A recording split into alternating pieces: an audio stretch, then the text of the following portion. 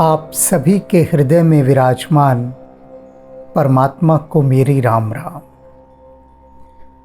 सनकादि चारों मुनि प्रभु श्री राम को निहार रहे हैं और निहारते निहारते निहाल हो गए, भाव विभोर हो गए। उनकी इस भाव विभोर दशा को देखकर राम जी पर क्या प्रभाव पड़ा। अब तुलसीदास जी उस प्रभाव का वर्णन कर रहे हैं।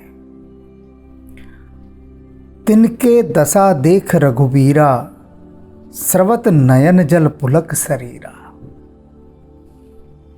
अब चारों मुनियों की वो दशा देखकर रघुनाथ जी स्रवत नयन, उनके नयनों से आनंद अश्रुओं की धाराएं बहने लगी। ये बहुत बड़ी घटना है, साधारण घटना नहीं है कि प्रभु किसी की दशा देखकर आनंद अश्रु बहा रहे हैं। अर्थात जिसकी दशा ऐसी ऊर्जामयी हो गई हो, ऐसी परमानंद में निमग्न हो गई हो, उस दशा को देखकर भला प्रभु कैसे आनंदित ना होंगे। वही हो रहा है, वही हो रहा है। सर्वत नयन जल पुलक शरीरा। और यही नहीं, प्रभु का पूरा शरीर पुलकित हो रहा है। याद करें अपने जीवन में, जब कभी आनंद का कोई क्षण आया हो तो उस समय शरीर कैसा पुलक से भर जाता है, नयनों से अश्रुओं की धाराएं बहने लगती हैं। हमारे साथ ऐसे जो पल होते हैं वे तब होते हैं जब हमें कोई सांसारिक उपलब्धियां प्राप्त होती हैं। यही संसार का नियम है। संसार किन बातों से प्रसन्न होता है? कुछ उपलब्धि हो गई तो उसका शरीर पुलकित होता है, नयनों से अश्रुओं की धाराएं बहने लगती हैं। लग जाए 50 करोड़ की लॉटरी, तब देखिए क्या हाल होता है। छोटी छोटी सी बातें होती हैं। मैंने देखा खेल में, उसने गेंद मारी, दूसरे खिलाड़ी ने पकड़ ली, जिसे कहते हैं आउट हो गया। अब देखिए खिलाड़ी कैसे कूद रहे हैं, उछल रहे हैं, कलाबाजियां खा रहे हैं, एक ऐसी कुश्ती सी कर रहे हैं, हाथ को ऊपर नीचे घुमा रहे हैं। स्टेडियम में बैठे लोग वो कूद रहे हैं, नाच रहे हैं। किसी की आंखों में आंसू आ गए हैं। हुआ क्या? एक गेंद पर एक लकड़ी से कुछ मारा, बल्ले से कुछ मारा और वो गेंद दूर चली गई। बस इसी पर नाच कूद मच रही है, खूब प्रसन्न है। तो सांसारिक जो जगत है ना सारा, वह उपलब्धियों पर प्रसन्न होता है और नुकसान में, हानि में रोता है। लेकिन प्रभु के साथ ऐसा नहीं है। प्रभु श्री राम तो देखकर उनकी दशा सनत कुमार की कि कितने भाव विभोर हैं, भाव की दशा देखकर। ऐसा ही भगवान कृष्ण के साथ हुआ। राम ही तो कृष्ण हुए। देख सुदामा की दीन दशा। वहां कैसी दशा देखकर सुदामा की दीन दशा, और यहां राम जी कैसी दशा देख रहे हैं सनत कुमार की? परमानंद की दशा। दोनों ही दशाओं को देखकर, वहां दीन दशा को देखकर, देख सुदामा की दीन दशा, करुणा करके करुणानिधि रोए। वे जो करुणानिधि हैं, करुणा के सागर हैं, भंडार हैं, वे सुदामा की दीन दशा देखकर रो पड़े। और यहां भी प्रभु रो पड़े। वहां करुणा के वशीभूत होकर रोए, यहां पर आनंद के वशीभूत होकर रोए, नयन भर आए। कर गए प्रभु मुनिवर बैठारे। और देख रहे हैं सनत कुमारों की कैसी दशा हो रही है, भाव विह्वल है, सुध बुध खो बैठे हैं। प्रभु श्री राम ने उनका हाथ पकड़ा और हाथ पकड़ के अपने पास बिठा लिया कि बैठे मुनिवर, बैठे। परम मनोहर वचन उच्चारे, और उसके बाद ऐसे मनोहर वचनों का उच्चारण किया, पास बिठाकर उनसे ऐसी बात कही कि जो मन को हर लेने वाली थी। परम मनोहर यानी उससे अधिक मन को हर लेने वाली बात कोई हो ही नहीं सकती थी। क्या कहा? आज धन्य मैं सुनूं मुनीसा। मुनि को कह रहे हैं, मुनि सुनिए। मुनि तो सुनेंगे ही सुनेंगे, राम जी बोल रहे हैं, लेकिन हम जो बोल रहे हैं अब उसे ध्यान से सुनिए। आपको सुनने की बहुत आवश्यकता है सभी को कि अभी प्रभु क्या बोलेंगे उन मुनियों से। आज धन्य मैं सुनूं मुनीसा। हे मुनिवर, आज मैं धन्य हुआ, आज धन्य हो गया मैं आपके दर्शन करके। तुमरे दर्श जाहि अघ खीसा। आप वे हैं जिनके दर्शन करने से पाप नष्ट हो जाते हैं। अब इस पंक्ति को समझना है। प्रभु श्री राम ने सनकादि मुनियों से कहा कि आज मैं धन्य हुआ, क्योंकि जो भी कोई आपके दर्शन करता है, आपके दर्शन करने से पाप नष्ट हो जाते हैं। ऐसा कैसे हो सकता है कि किसी के दर्शन मात्र कर लेने से पाप नष्ट हो जाते हो? इसे समझिए। अनेक भक्त कहते हैं मुझसे कि हमें कोई ऐसा मार्ग बताओ कि जिससे हमारे कुछ पापों का शमन हो जाए। हैं बहुत सारे ऐसे, जीवन में उनसे पाप हुए, अपराध हुए, दोष हुए, बहुत सी भूलें हुई, तो कहते हैं कोई हमें मार्ग बताइए। तो तब मैं उन्हें कुछ परम ज्ञान को उपलब्ध कुछ पते देता हूं कि जाइए इनके दर्शन करके आइए। वे सुन लेते हैं लेकिन जाते नहीं। मेरे पास किस लोभ से आते हैं? अभी आज एक ने कहा, मुझसे पूछा, कोई विदेशी है, कि क्या आप शक्तिपात करते हैं? अर्थात इसका अर्थ क्या है कि आप अपनी शक्तियों के माध्यम से क्या मुझे भी शक्तियां प्रदान कर सकते हैं, दे सकते हैं? और कुछ लोग ये कहते हैं कि आप अपनी शक्तियों के माध्यम से हमारे पापों का नाश कर सकते हैं। नहीं, सनकादि मुनियों जैसे जो मुनि हैं, ऐसे जो साधु पुरुष हैं, ऐसे जो उच्च धरातल पर जीने वाले व्यक्तित्व हैं, उनके दर्शन मात्र से पापों का नाश होता है। कैसे होता है? जैसे सूर्य के उदित होने पर अंधकार का नाश होता है, बिल्कुल ऐसे होता है। लेकिन अंधकार तो बचता है सूर्य से।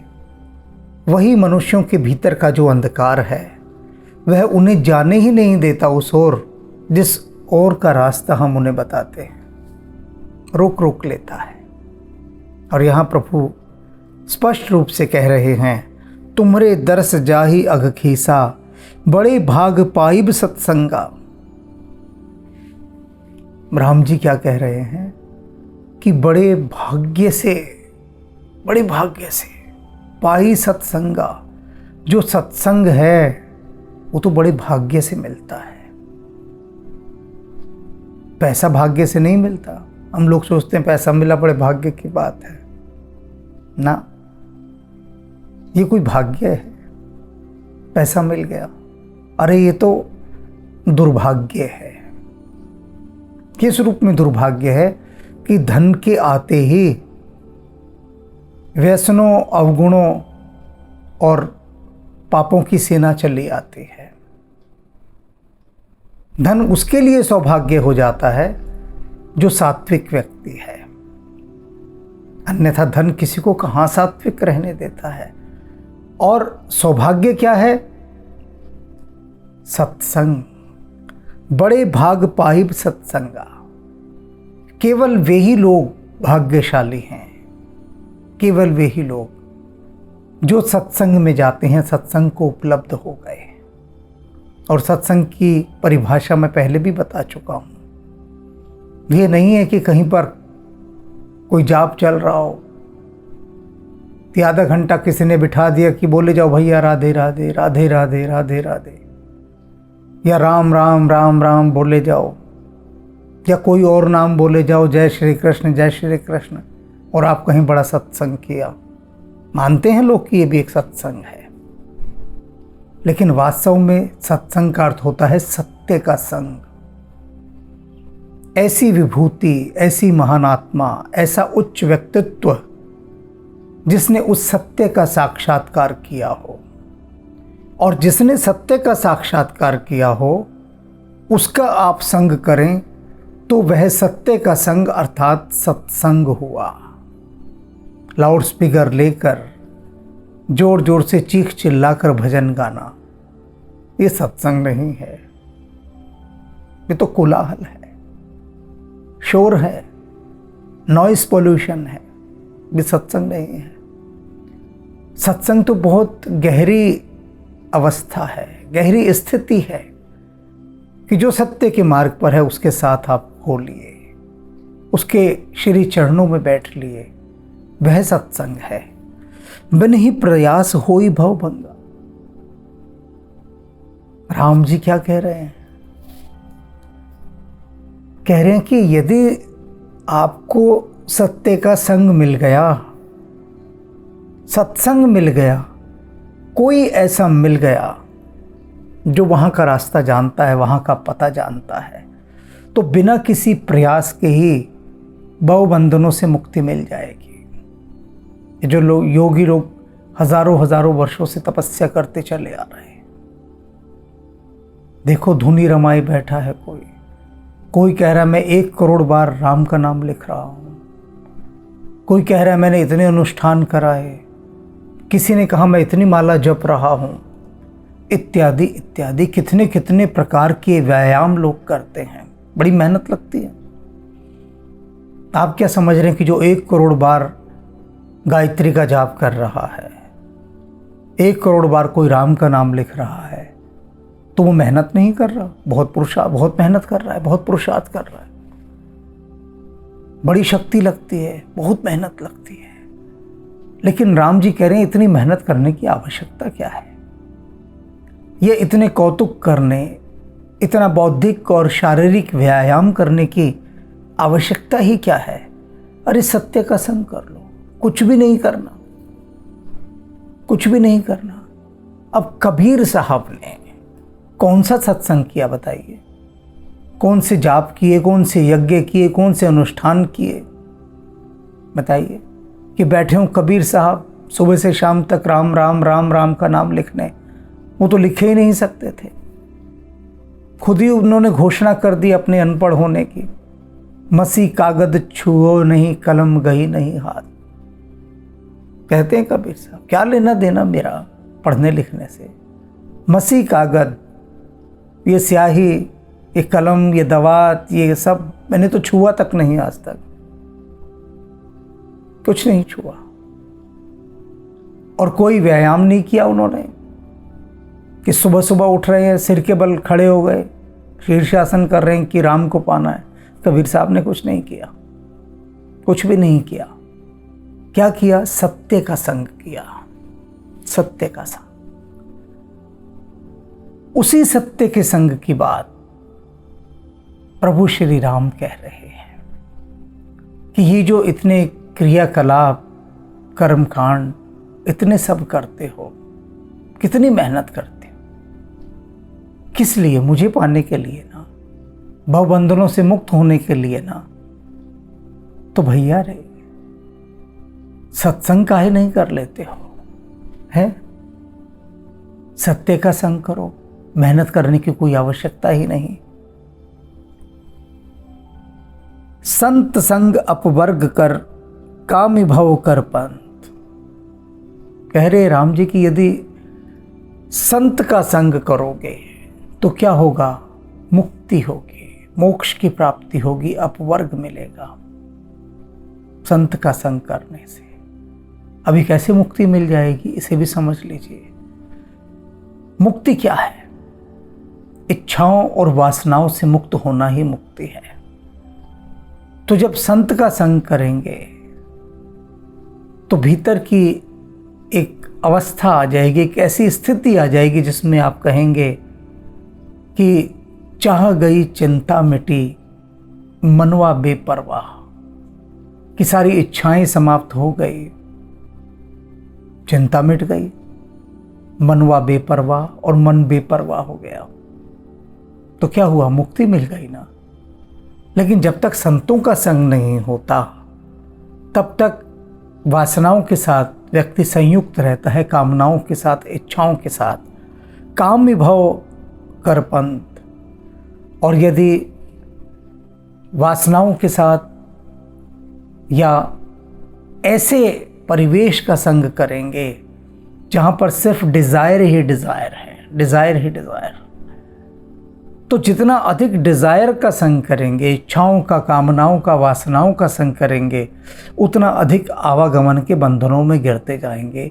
इसलिए राम जी कह रहे हैं कि सत्य का संग करो, संतों का संग करो, वही एकमात्र मुक्ति का मार्ग है। कोई योग साधना इत्यादि करने की आवश्यकता नहीं रह जाएगी। अब इसका अर्थ ये नहीं है कि जो लोग कर रहे हैं योग अनुष्ठान, ये जो राम का नाम लिख रहे हैं, एक एक घंटे बैठकर, कई कई घंटे बैठकर जाप करते हैं, वे लोग गलत हैं। नहीं, भी गलत नहीं है। क्यों? क्योंकि उनकी साधना चल रही है। इन तपस्याओं के माध्यम से, इन मंत्रों के माध्यम से, इन अनुष्ठानों के माध्यम से, इन जापों के माध्यम से वे अपने भीतर के अंतःकरण को शुद्ध करने का प्रयास कर रहे हैं। यदि ऐसा सोचकर वे कर रहे हैं तब वह सार्थक है। लेकिन यदि दुनिया में ढिंढोरा पीटने के लिए कह रहे हैं कि देखो मैंने 1 करोड़ बार राम का नाम लिखा, बहुत लोग मुझसे मिलते हैं, बताते हैं आकर कि हमने इतने बार राम का नाम लिखा, इतनी बार, और हर बार जब मिलते हैं तब यही बताते हैं। तो क्या हुआ? ये तो बनियागिरी हो गई, हिसाब किताब हो गया, ये तो धमकाना हो गया राम को कि देखो इतनी बार लिखा है नाम आपका, तो अब हम आपके परम धाम के अधिकारी हो गए। नहीं, ये सब क्रियाकलाप भी करने हैं तो सिर्फ इसलिए कि भीतर का अंतःकरण शुद्ध हो सके, सत्संग के लिए हम स्वयं को तैयार कर सकें, प्रभु रीझ जाएं, भाग्यों का उदय हो और हमें सत्संग की प्राप्ति हो। कई ही संत कवि कोविद, श्रुति पुराण सदग्रंथ। अब राम जी क्या कह रहे हैं, बड़े ध्यान से, बहुत ध्यान से। कोई कहे कि हम आपकी बात क्यों माने राम जी, तो राम जी कह रहे हैं भैया सुनो, कई ही संत, ये बात सभी संतों ने कही है कि सत्य का संग, सत्संग सबसे बड़ी चीज है। कवियों ने कही है, कोविद विद्वानों ने, ब्राह्मणों ने इस बात को कहा है, श्रुति ने कहा है, वेदों ने कहा है, पुराणों ने कहा है, और सदग्रंथ। और राम जी क्या कह रहे हैं कि जितने भी सदग्रंथ हैं अर्थात धर्म ग्रंथ, जितने भी, वे जो सत्य की बात बताते हैं, ऐसे जितने भी ग्रंथ हैं, सभी ग्रंथों ने सत्संग की महिमा कही है। राम जी कह रहे हैं ये मैं नहीं कह रहा, मेरी बात मानकर इस पर चलने की आवश्यकता नहीं है। ये आप कहें कि ये तो राम जी का पर्सनल ओपिनियन है, उनकी व्यक्तिगत राय है, हम क्यों माने? तो राम जी कह रहे हैं इन सब ने कहा है, और उन सब ने कहा है, उन्हीं सभी की कही हुई बात को मैं दोहरा रहा हूँ, और दोहराते हुए अपने जीवन को सौभाग्यशाली मान रहा हूँ, धन्य मान रहा हूँ कि आज सनत कुमार आदि संतों के मुझे दर्शन हुए। सुन प्रभु वचन हर्ष मन चारे, प्रभु के ऐसे वचन सुनकर चारों मुनि बहुत हर्षित हुए। पुलकित तन स्तुति अनुसारे, उनका सब कुछ रोम रोम पुलकित हो गया और स्तुति अर्थात प्रभु की स्तुति भी करने लगे। और क्या कहते हैं? जय भगवान, हे भगवान आपकी जय हो। सबसे पहले तो जयकारा ही लगता है। अनंत, आप क्या हैं? अंत रहित, आपका कोई अंत नहीं है। अनामय, विकार रहित हैं आप में किसी प्रकार का कोई विकार नहीं है, दोष नहीं है, कोई विकृति नहीं है आप में। अनग, पाप रहित हैं प्रभु, किसी भी प्रकार का कोई पाप आपको व्यापता नहीं है, क्योंकि आप पाप रहित हैं। अनेक, एक करुणामय, हे करुणा के सागर, आप एक हैं लेकिन फिर भी अनेक होकर भासते हैं, दिखाई देते हैं आप एक लेकिन अनेक दिखते हैं। और यहाँ पर एक के दो अर्थ हैं।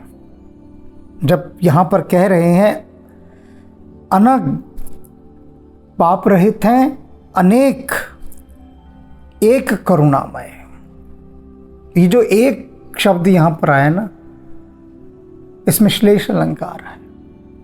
दो बातें कि आप एक तो एक हैं लेकिन अनेक दिखाई देते हैं, और आप एक हैं मतलब अद्वितीय हैं, आपके समान कोई दूसरा है ही नहीं, एक ही हैं, बस एक ही एक,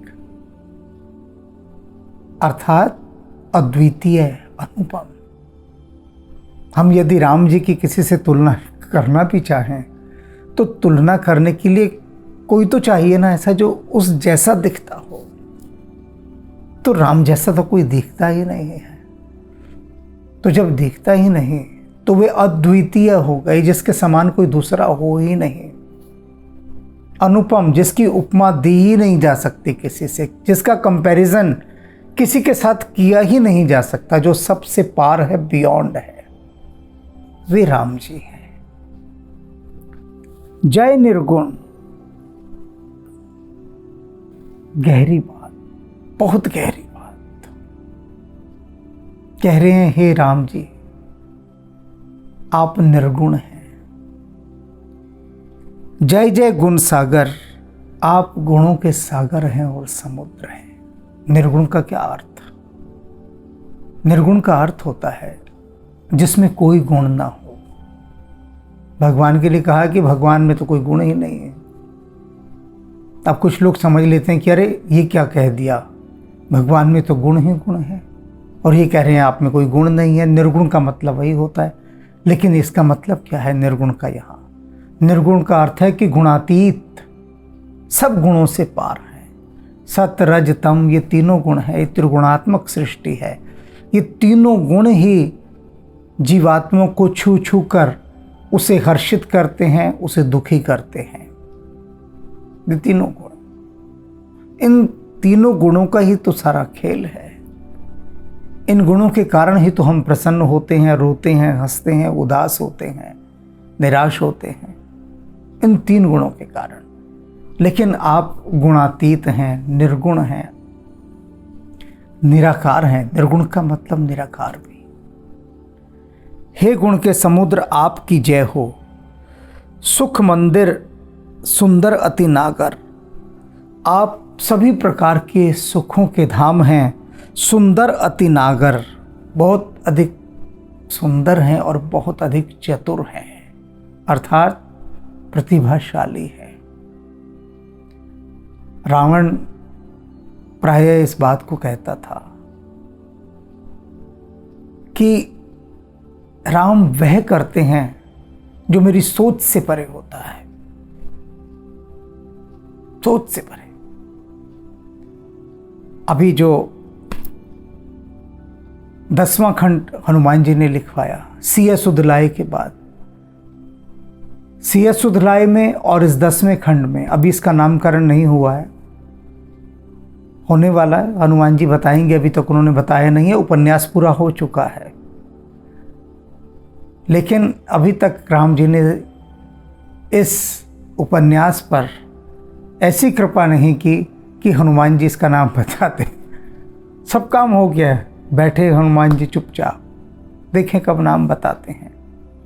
तो इसमें रावण बारंबार प्रभु राम के विषय में कहता है कि ये जो राम है ना, मेरी सोच से परे है, मैं सोच भी नहीं सकता और राम ऐसी चाल चल देता है। अति नागर, सनत कुमार जी राम जी के लिए कह रहे हैं, आप परम चतुर हैं, परम नागर हैं, बहुत सयाने हैं, दूरदर्शी हैं, सब समझते हैं, त्रिकालदर्शी हैं। अब वे कौन सी बातें थीं जिनके लिए कि रावण कहता था कि राम ने ऐसा किया, मैं समझता था कि राम ना समझ है, राम को समझ नहीं, ये राजकुमार हैं, ये बच्चे हैं, इनको क्या समझ। लेकिन नहीं, जब राम अपनी चाल चल देता है तब मुझे पता लगता है कि राम ने तो मुझ पर कैसा प्रहार कर दिया। और वे बातें ऐसी हैं कि आपने हज़ारों हज़ारों बार सुनी होंगी, हज़ारों जन्मों सुनी होंगी वे बातें, लेकिन उनके गहरे अर्थ नहीं मालूम होंगे कि क्या बात थी, वे क्या बातें थी। और उन सभी बातों का उल्लेख इस सिया सुध लाए आध्यात्मिक उपन्यास में और इसका अगले खंड उसमें किया गया है। दोनों में सिया सुध लाई से इसका बेस बन रहा है। सिया सुध लाई में हनुमान जी लंका को जलाते हैं। अब पूरे सुंदरकांड का ये औपन्यासिक रूप है जो हनुमान जी ने दिखाया। अब रावण सोचता है कि राम को कोई और नहीं मिला जो राम ने एक वानर को अपना दूत बनाकर भेजा, क्योंकि वानर कोई प्रतिष्ठित वो नहीं है प्रतिनिधि। साधारण शब्दों में कहते अगर एक बंदर को भेज दिया अपना दूत बनाकर, रावण तो हंस रहा था बहुत। लेकिन प्रभु श्री राम ने हनुमान जी को ही दूत बनाकर क्यों भेजा, क्यों भेजा? इतनी अनेक जातियों के लोग थे, नाग थे, गंधर्व थे, किन्नर थे और बहुत सारी जातियां थी, देवता थे, ऋषि मुनि थे। चलो सबको हटा देते हैं, ऋषि मुनि तो राम के साथ थे, तो किसी ऋषि मुनि को दूत बनाकर क्यों नहीं भेजा? क्या कारण था कि हनुमान को ही भेजा? क्या कारण था जो अपनी मुद्रिका हनुमान जी को ही दी? क्योंकि जो दल दक्षिण की दिशा में यात्रा करने गया था उसका जो नायक था वह अंगद था, हनुमान जी नहीं थे। यानी उसका जो कैप्टन था, दल का नेतृत्व करता, वह युवराज अंगद था, वाली का पुत्र। नियम तो ये कहता है कि प्रभु श्री राम को वह मुद्रिका अंगद को देनी चाहिए थी, मुखिया तो वह है, लेकिन राम अंगद को नहीं देते और मुद्रिका देते हैं हनुमान जी को। इतने दल गए, सभी दिशाओं में दल भेजे गए थे, लेकिन राम ने किसी भी दिशा में जाने वाले दल को मुद्रिका नहीं दी, सिर्फ दक्षिण दिशा में जाने वाले दल को दी, और वो भी सिर्फ हनुमान को, क्योंकि कुछ भी पता नहीं था कि रावण ने सीता जी को कहाँ छिपा रखा है। पूरा संसार रावण का था, कहीं भी छिपा सकता था। इस बात की कोई प्रामाणिकता नहीं थी कि वह लंका में ही है, क्योंकि लंका उसका गढ़ था, इसलिए था कि संभावना कि लंका में हो, लेकिन रावण तो कहीं भी छिपा सकता है। तो प्रत्येक दिशा में खोजी दल भेजे गए। दक्षिण दिशा में जो गया उसमें हनुमान जी को। तो रावण ये सोच रहा है कि ये राम ने क्या किया है? राम की अपनी कोई ग्रेस नहीं है क्या, कोई गरिमा नहीं है, अपनी कुछ भी इज्जत नहीं रखी राम ने, एक वानर को दूत बनाकर भेज दिया। लेकिन जब हनुमान जी लंका भस्म करके लौटते हैं तब रावण सोचने बैठता है, उसके 10 सिर बैठते हैं सोचने कि क्या कारण था कि राम ने हनुमान को ही दूत बनाकर भेजा। और जब इसे इस बात का उत्तर मिलता है तो रावण भीतर तक हिल जाता है, भीतर तक। आप भी हिल जाएंगे भीतर तक जब उस उत्तर के साथ आपका साक्षात्कार होगा। और भी बहुत सारी बातें हैं जो रावण सोच रहा है, और जब उसको उसके उत्तर मिलते चलते हैं तो रावण स्तब्ध हो जाता है, चकित हो जाता है, उसकी बोलती बंद हो जाती है, भीतर ही भीतर राम से भय खाने लगता है। बात ही कुछ ऐसी थी।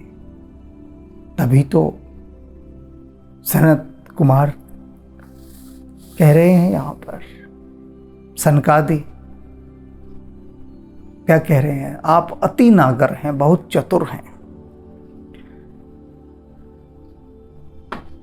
जय इंदिरा रमन जय भूधर, हे लक्ष्मीपति आपकी जय हो, हे भूमि को धारण करने वाले भूधर आपकी जय हो। क्योंकि भूमि ऐसी नहीं थी जो अपने को ही स्वयं धारण कर ले। अत्याचार, पाप, अनाचार, आतंक, उससे मुक्त करने के लिए राम ने धनुष उठाया, इस धरती को धारण किया। भूधर, अनुपम, ये मैं अभी बता ही चुका हूं कि राम को अनुपम कहा मुनियों ने। आपकी उपमा किसी से की ही नहीं जा सकती। आज आप अजन्मे हैं, आपका कभी कोई जन्म ही नहीं हुआ। अब ये बात बुद्धि नहीं सोच सकती कि जो अजन्मा है, भला क्या होगा अजन्मा, जिसका जन्म ही नहीं हुआ। तो जिसका जब जन्म ही नहीं हुआ तो उसका मरण भी नहीं होगा। जो जन्मता है वह मरता है, लेकिन जो जन्मा ही नहीं कभी तो उसका अंत भी नहीं हो सकता।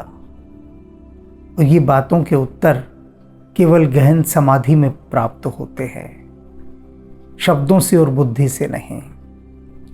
अनादि हैं आप, आपका कोई सिरा नहीं है कि जिसे कोई खोज सके। ब्रह्मा जी निकले थे एक बार खोजने सिरा, खोज ही नहीं पाए। शोभा कर, आप शोभा की खान हैं। देखिए राम जी को, निहारिए राम जी को, तो पता लग जाएगा कि कैसे राम शोभा की खान है। राम की वह मोहिनी मूरत भीतर तक, अंतरतम तक, आत्मा तक उतरती चली जाएगी। और यही तो सभी का काम में है कि राम हमारे हृदय में आकर विराजे। ज्ञान निधान अमान मान प्रद, आप ज्ञान के भंडार हैं, अमान, मान रहित हैं। राम जी को कभी मान की इच्छा नहीं हुई कि मुझे मान मिले, सम्मान मिले, कभी नहीं। यदि ऐसा होता तो राज सिंहासन मिल रहा था ना, वहां कहते मेरा अधिकार है। वाली को मारा, बड़े ढिंढोरे पिटवाते कि मैंने वाली को मार दिया, कुछ भी नहीं। सारा साम्राज्य वाली का राम का था, लेकिन सुग्रीव को दे दिया। रावण को मारा, सारा श्रेय वानरों को दे रहे हैं, भालुओं को दे रहे हैं, धन्यवाद दे रहे हैं उनका कि आपके कारण रावण मारा जा सका। आपके कारण उन सभी को इतना मान दे रहे हैं। और लंका किसे दी? विभीषण को दे दी। कोई साम्राज्य विस्तार की नीति नहीं, कोई लोभ नहीं, कोई मान नहीं। और क्या है? मानप्रद, दूसरों को मान देने वाले हैं, दूसरों को मान दे। जो भवसागर को पार कराते हैं, उन्होंने गंगा पार केवट ने कराई। केवट को कितना मान दिया, कितना मान दिया, कोई हिसाब नहीं। निषाद राज गुहू को कितना मान दिया, सुग्रीव को कितना मान दिया। और हनुमान हनुमान को, हनुमान के लिए तो कह ही दिया, तुम मम प्रिय भरत सम भाई। सारे वानरों को, भालुओं को इतना मान दिया, इतना मान दिया, सबको मान देने वाले अहिल्या को मान दिया, जिसे कोई छूता नहीं था। बहिष्कृत कर दिया गया था, तिरस्कृत कर दिया गया था। राम ने उस अहिल्या के मान सम्मान की पुनर्स्थापना की, सम्मान में प्रतिष्ठित स्थान दिलवाया। शबरी, उसे मान दिया। कहां तक गिनाएं, प्रभु सबको मान देते हैं। पावन, सुजस, प्रभु श्री राम का यश कैसा है? पावन। पावन शब्द पर हमने कई बार बताया है, पावन का कोई विलोम शब्द नहीं होता। पवित्र का होता है अपवित्र, पावन का अपावन कभी नहीं हो सकता। आनंद का कोई विलोम शब्द नहीं है, निहाल का कोई विलोम शब्द नहीं है, पावन का कोई विलोम शब्द नहीं है। ये अपने आप में एक ही है। तो कहते राम जी का यश कैसा है? पावन। पावन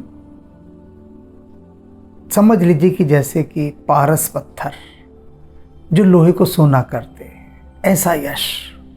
और आपका ये पावन यश जो है कौन गाता है? वेद और पुराण गाते हैं। वेद और पुराण से बड़ी क्या चीज़ हो सकती है बताइए। और ये बात ये चारों मुनि कह रहे हैं कि हे राम जी, आपका ये जो पावन यश है ना, इसको वेद और पुराण गाते हैं। तज्ञ, आप क्या हैं? तज्ञ हैं। तज्ञ अर्थात क्या? कि आप तत्व को जानने वाले हैं, तत्व ज्ञानी। जिसने तत्व को जान लिया उसने सबको जान लिया। उस एक तत्व को जानने के बाद फिर कुछ शेष न जानने को नहीं रह जाता। और उस एक तत्व को जानने वाले आप तज्ञ हैं राम जी। पहचानते हैं चारों मुनि राम जी को, तभी तो इन बातों को कह रहे हैं। अन्यथा अन्य मुनि इस बातों को नहीं कहते राम को। ये तो राम को दशरथ पुत्र, एक राजा का बेटा मानते हैं। लेकिन ये चारों मुनि, ये सनकादि, ये तो राम जी को जानते हैं और इसलिए कह रहे हैं कि आप तज्ञ हैं, कृतज्ञ, अर्थात आप दूसरे के किए हुए उपकार को मानने वाले हैं। अब राम जी पर कोई क्या उपकार करेगा? है कर सकता है कोई भला, लेकिन कोई आपके लिए इतना सा भी काम कर दे तो आप सदा उसके कृतज्ञ रहते हैं।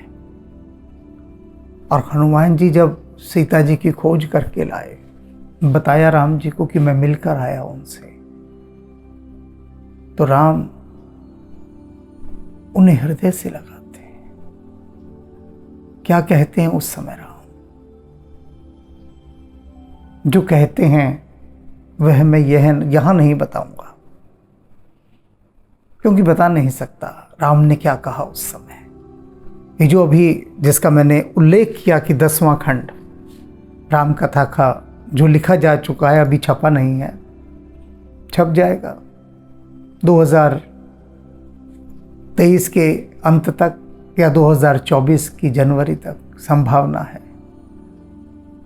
तो उस समय राम जी हनुमान जी से जो बात कहते हैं, उस बात को जो पढ़ लेगा, भाव के साथ पढ़ लेगा, उस संवाद को, उस कथन को जो राम जी ने कहा, तो बहुत संभावना है कि भीतर के बहुत सारे चक्रों पर एक ऐसी चोट पड़े कि एक के बाद खट खट खट खट खट जैसे बहुत सारे ताले खुलते जाते हैं तिजोरी के, ऐसे ताले खुलते चले जाएं। बहुत संभावनाएं हैं, बहुत संभावनाएं। हम अक्सर कहते हैं ना, ये जो आध्यात्मिक उपन्यास हैं इस समय, ये हनुमान जी के हृदय के भाव की धारा से निकले हैं, भाव की धारा से। और जो इस भावधारा के झूले पर सवार हो गया इनके स्वाध्याय के माध्यम से, वो समझ लो हनुमान जी के साथ हो लिया, फिर साथ ही रहेगा वो हनुमान जी के। लेकिन ये सब कब मिलता है ऊपर? राम जी कह चुके हैं कि जब बहुत बड़े भाग्य का उदय होता है तब मिलता है, अन्यथा नहीं। अज्ञता भंजन, और राम जी क्या हैं? अज्ञान का भंजन करने वाले। 14 वर्ष वनवास में राम जी रहे, तो वहाँ 14 वर्ष क्या किया? सीता जी के साथ चुपचाप थोड़ी ना रहे होंगे कि दोनों चुप चुप बैठे हैं। तो सीता जी बहुत सारे प्रश्न करती हैं राम जी से, बहुत प्रश्न करती, और राम जी उन प्रश्नों के उत्तर देते चलते हैं। तो सीता जी कहती हैं कि आपके पास इतना ज्ञान आता कहाँ से है? हम तो ये सोच भी नहीं सकते जो आपने बात बताई। ये जो आध्यात्मिक उपन्यास वन वन में राम है, उसमें यही सब बातें हैं। पूरे उपन्यास में राम अज्ञान का भंजन कर रहे हैं। राम और सीता का संवाद है इसमें। सीता जी इतने प्रश्न पूछती हैं राम जी से, इतने प्रश्न पूछती हैं, और राम उनके उत्तर कथाओं के माध्यम से देते चलते हैं। और सीता जी की आंखें विस्फारित फैल जाती हैं एकदम कि इतना ज्ञान है इनके पास, इतना ज्ञान। अनेक बार पूछती हैं कि आपके पास ये ज्ञान आ कहाँ से रहा है, क्योंकि वे तो यही मानती थी कि मेरा सुकोमल प्रियतम। लेकिन वे देखती हैं कि ऋषि मुनियों से भी अधिक ज्ञान है। ऋषि मुनि जब बात करने आ रहे हैं राम के पास, तो राम से परामर्श ले रहे हैं, राम से अपनी आध्यात्मिक शंकाएं रख रहे हैं, तो वे चकित हैं। अनेक नाम निरंजन, नाम अनेक, अनाम। कहते हैं आप कैसे हैं राम जी? आपके अनेक नाम हैं, लेकिन आपका कोई भी नाम नहीं है। आप सब नामों से परे हैं और सारे नाम आपके हैं। बहुत गहरी बात, बहुत गहरी बात। गहरे उतरेंगे तो समझ में आ जाएगी, अब इधर हमारे समझाने से तो समझ में नहीं आएगी। निरंजन, मायातीत हैं आप, माया से रहित हैं आप। माया आपको छू नहीं सकती, क्योंकि मायापति हैं आप। माया तो आपकी चेरी है, आपकी दासी है, आपके इंगितों पर नर्तन करने वाली है, नृत्य करती है आपके इंगितों पर। आपका संकेत पाती है और माया नाचने निकल जाती है और पकड़ लेती है किसी को भी। और सबसे पहले माया उसे पकड़ती है जो राम को पकड़ने का प्रयास करता है, राम को छूने का प्रयास करता है, राम के पास जाने का प्रयास करता है। माया उसे धर दबोच लेती है, वहीं पर, वहीं दबोच लेती है। और माया जिसे दबोच ले, बच सकता है वो? कभी नहीं बच सकता। वो बच सकते हैं जो हनुमान जी के पीछे हैं, केवल वे ही। कहते हैं ना, सदगुरु तेरी ओट, तो हनुमान जी सदगुरु हैं। उनकी ओट में जो हो लिया, माया नहीं वहाँ भटकती, फिर माया नहीं भटकती। तो इसलिए ये जो आज चारों मुनि राम जी के विषय में बता रहे हैं ना, तो इसलिए ये जो सनकादि मुनियों ने आज राम जी के विषय में कहा ना, ये बहुत असाधारण बातें हैं, बहुत असाधारण। इन बातों को बार बार सुनना है, इनका रस लेना है, इनमें भीग भीग जाना है, डूब डूब जाना है। और उसके बाद ये शरीर पुलकित हो उठेगा, मन राममय होने लगेगा। राम राम।